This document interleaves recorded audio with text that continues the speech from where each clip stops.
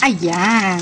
So, ngayon sa ating tindahan, ang ginagamit ko ditong kapital is lahat ng ito ay credit card. So, itong 4-5 credit card ko ay nag-join ako sa Facebook ng Kaskasan Buddies na ang mga group na to ay mga about sa mga credit card ganyan. So, nanalo ko ng merch at nag-join ako ng kanilang mga promo na kapag share ka ng mga stories or post mo tas nag-viral or maraming nagka-interest dun sa post mo, ay mananalo ka ng merch. So, eto na yon, pinadala nila galing sa LBC. So, Kaskasan Buddies, ayan, thank you so much. Ang laman nito ay isang bag. Ayan, Kaskasan Buddies. Tapos, may mga stickers. Ayan, panglagay sa mga credit cards. Ayan, so isa-isayin natin kung ano tong mga sticker na binigay.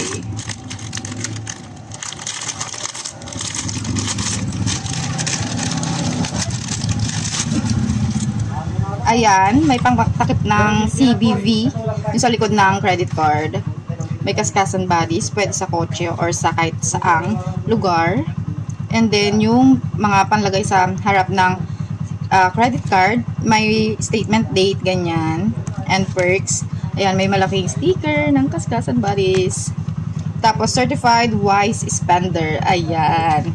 And then, this house is a certified Kaskasan Buddies. So, ilalagay natin to sa ating,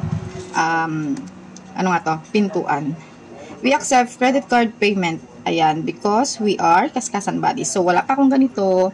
At, soon sana magkaroon tayo. Next ay isang pouch. Ayan, itong pouch na to, pwedeng paglagyan ng pera or mga, ayan, ang pouch. Lalagyan ng mga, ayan, ang ganda. May mga lalagyan, ayan, may mga panglagay ng, nakalagay dito, USB, charger, ganyan, pwedeng kahit anong ilagay mo. Pwede ring pera, ganyan, o, dito, pwede ring pera. And then, next natin.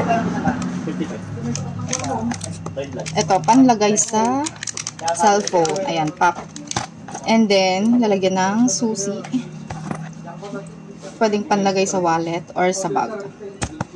And then, lastly is itong kanilang payong. Tingnan natin kung may Kaskasan Buddies.